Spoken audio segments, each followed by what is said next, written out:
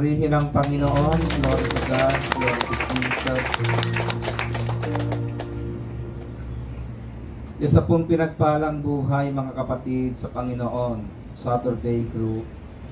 At kayo pong lahat nakasama namin sa virtual fellowship sa oras na ito, saan man dapat ay naroon. Patuloy tayong abutin ng makapangyarihang Diyos. Patuloy nating maranasan na may Panginoong naglalaan ng lahat ng bagay na kailangan ng ating mga buhay. At sa dakong ito na inilagay tayo ng Panginoon, kakatagpuin po ng Diyos ang lahat ng mithiin ng ating mga puso. Ang salita ng Diyos na aking ibabahagi sa inyo ay hanguin ko po sa Ebanghelyo ng Panginoon ayon sa sulat ni San Marcos. Mark chapter 1 verse 14 and 15. Marcos kabanata 1 talata 14 hanggang 15. After John was put in prison, Jesus went into Galilee, proclaiming the good news of God. The time has come, he said. The kingdom of God has come near. Repent and believe the good news. Pagkatapos dakpin si Juan, si Jesus ay nagtungo sa Galilea at ipinangaral ang mabuting balita mula sa Diyos. Dumating na ang takdang panahon at malapit na ang paghahari ng Diyos. Pagsisihan niyo talikdan ang inyong mga kasalanan at maniwala kayo sa mabuting balitang ito. Mga kapatid sa Panginoon, ang mabuting balita ng ating kaligtasan. Purihin ang Panginoon. Glory to God. Glory to Jesus. Pwede na po kayong magsiupo mga kapatid sa presensya ng Diyos na buhay. At patuloy po natin pasasalamatan ng Panginoon sa sandaling ito na ang kanyang salita ay patuloy niyang ihahatid sa ating mga puso. At gaya ng aking sinabi, mga kapatid, saan man tayo idako ng Panginoon, saan man tayo dalhin ng Panginoon, enjoy po natin yung pagkakataong ibinibigay sa atin ng Diyos. Dahil hindi papayag ang Panginoon na hindi pagpalain ang ating mga buhay. Amen. Ang aking tinunghayan, mga kapatid, ay part ng ating Universal Sunday Gospel. Kanina narinig po natin na kaya meron tayong special gospel sa Pilipinas dahil bukas ay Fiesta ng Santo Niño. Ngayon po, nais kong ibahagi naman sa inyo mga kapatid ang panimula ng pangangaral ng Panginoon sa kanyang public ministry. Kaya ang simpleng title na nais ko pong ihatid sa inyong puso ay ang salitang The Message of the Servant. Ang mensahe ng lingkod ng Diyos, ang mensahe ng Panginoon. Ang aking tinunghayan mga kapatid ay Gospel according to Saint Mark. Si Mark ay sumulat po ng Gospel ng mga ginawa ng Panginoon. Kitang-kita po rito ang tema mga kapatid. Una na si Jesus ay isang compassionate Savior. Si Jesus ay isang mahabaging tagapagligtas. At ang pinakatema po ng pagsulat ni Marcos ay si Jesus ay tinatawag pong suffering servant. Ang lingkod na nag-alay ng kanyang buhay para sa atin upang hanguin tayo sa sinumpang buhay at ilipat sa isang buhay na pinagpala.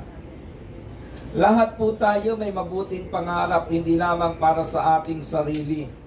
Dahil minsan, pwede mong sabihin sa iyong sarili kung sa akin lang, hindi ako magtitiis ng lamig ng panahon na malayo sa inyo. Kung sa akin lang, hindi ako magtitiis na sigawan ng aking amon pabago-bago ang kanyang isip.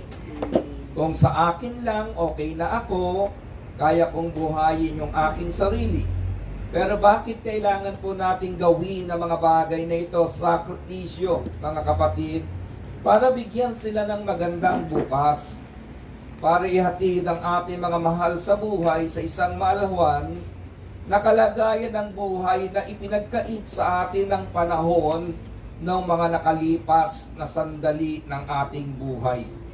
Pero alam po ninyo, mga kapatid, kung hinahatiran natin ang ating mga mahal sa buhay ng mga bagay na nais nating maging daan upang guminhawa ang kanilang kalagayan, ang napaka-importante po at pangunahin, ihatid natin sa kanila ang mensahe ng Panginoon. Ihatid natin sa kanilang salita ng Diyos dahil sinasabi po ng Biblia na kapag ang salita ng Diyos ay iningatan ng ating puso, ating pinagnilayan, isinabuhay, ang pangako ay giginhawa tayo at magtatagumpay. Kaya napaka-importante po ng ating pagninilayan ngayon. Ito ang dahilan kung bakit tumatayo kami sa inyong harapan upang ihatid ang good news na galing sa Diyos. Parang sinasabi po dito, the time has come, the kingdom of God has come near. Repent and believe the good news. Ang buhay na mayroon tayo ngayon, dapat patotoo sa mga mahal natin sa buhay kung ano ang bukas na naghihintay para sa kanila kung tayo po'y kikilala sa Panginoon. The message of the sermon. Ang kabuuan po ng aking topic, ibigay ko muna sa inyo ang conclusion bago natin balikan yung aking sermon outline. Una po, the message of the servant is a message of hope and salvation. Ang mensahe ng Panginoon na inihahatid sa atin ay mensahe ng pag-asa at kaligtasan. Kapag pinag-usapan po yung kaligtasan, hindi lang yung divine protection ng buhay na ito, kundi buhay na hahantong sa langit, buhay na inaalis tayo ng Diyos sa dako ng kaparusahan. Kaya nga ang mensaheng ito, mga kapatid, message of hope and salvation. Gaano po kahalaga ito sa mga Hudyo nang magsimula ang Panginoon ng kanyang public ministry? Unang-una, yung gospel natin ngayon, ang introduction matapos na si Juan ay ikulong. Pagkatapos ng si Juan, si Jesus ay nagtungo sa Galilea at ipinangaral ang mabuting balitang mula sa Diyos. Na mga panahong iyon, yung mga taong sumusunod kay Juan at nalaman nila na si Juan ay dinakip at ipinakulong, naroon po yung despair, yung kalungkutan ng kanilang puso. Sapagkat yung kanilang mga ngaral na alam nila na nagdudulot ng pag-asa sa kanilang buhay, ng sandaling iyon ay ikinulong. Mabigat po ito sa mga Hudyo. Alam niyo kung bakit, mga kapatid? Naghihintay sila ng hango ng kanilang kalagayan for almost 400 years. Mula sa aklat ng lumang tipan hanggang sa bagong tipan, nanatiling tahimik ang Diyos sa kanila. Subalit alam ng mga Hudyong ito na darating ang isang panahon na ang kanilang tagapagligtas ay ibibigay ng Diyos sa kanila. Nang lumabas po ang Panginoon sa kanyang public ministry, masyadong hirap ang bayang Israel. Ang lipunang kanilang kinalalagyan ay nasa ilalim ng pamamahala ng Imperyong Romano nila Herodes. Pagdating sa gobyerno, mga kapatid, mahirap ang kanilang kalagayan. Sa kanilang buhay pananampalataya, under po sila ng Judaism religion. Kaya pagdating sa buhay pananampalataya, mabigat din. Dahil binibigyan sila ng mabibigat na pasanin ng leader ng simbahan ng panahong iyon. Kaya pagdating sa lipunan, pagdating sa simbahan, talagang hirap ang mamamayan o ang bayang Israel ng panahong iyon. Kaya nang lumabas po ang Panginoon, kung nasusundan nyo ang gospel, maraming pinalaya ang Panginoon na mga taong inaalihan na masamang espiritu. Dahil ng panahong iyon ay laganap din ng evil possessed, mga kapatid. Kaya walang masulungan ng bayan. Walang masulungan ng mga tao. At minsan, dumarating po tayo sa ganyang sitwasyon kapag tatanaw ka sa ating lipunan na kinilalagyan ngayon away dito, away doon. Maagang panahon pa, nagtatalo na sa eleksyon. Pagdating naman sa simbahang ating kinalalagyan, siyempre hindi perfecto. May mga bagay na nakikita ang ating mga mata na hindi gusto ng ating mga damdamin. Kaya minsan, dumarating din yung pagkakataon na sa pananampalataya ay tila gumugulo yung ating isipan. Pagdating sa personal nating pangangailangan, marami kang naipon na lamig sa katawan. Pero yung laman ng iyong account, sakto lang. Di ba? Hindi ko naman sinabing zero. Sakto. Kasi yun naman ang ating pananampalataya. Pero alam po ba ninyo mga kapatid, kapag dumating sa atin na mabuting balita ng Panginoon, ito po ang unang dulot. The message of the servant is a message of hope and salvation. May pag-asa. Ang lahat ng bagay sa pamamagitan ng mensahe ng Panginoon. At hindi lamang tayo binibigyan ng pag-asa ng Panginoon, iniingatan tayo ng Diyos. Kahit gumagawa ng paraan ang kaaway upang tayo po ay sila inopitagin, naroon ang divine protection ng Panginoon sa ating buhay. At ang pinakamainam, mga kapatid, di ba minsan hindi ka maintindihan ng mga taong mahal mo sa buhay. Ano ba naman yan? Bakit di ka nalang mamahinga ng Sabado?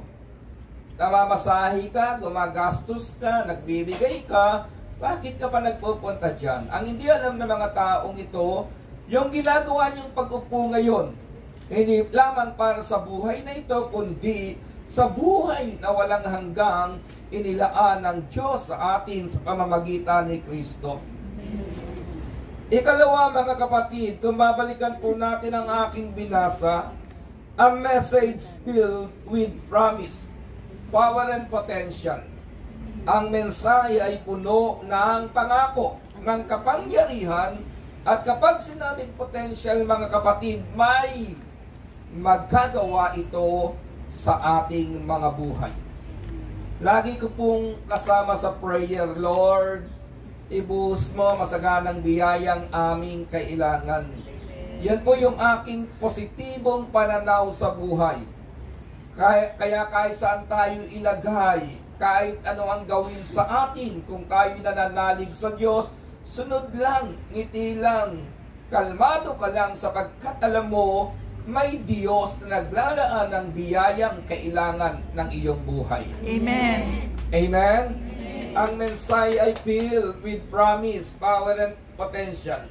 At ang mensahe ito, it is a message that we believe. Mensaheng dapat tayo pong maniwala, and message that we must be accepted. Kailangang tanggapin natin ito, mga kapatid. At ang mensaheng ito, ang dapat ding ihayag natin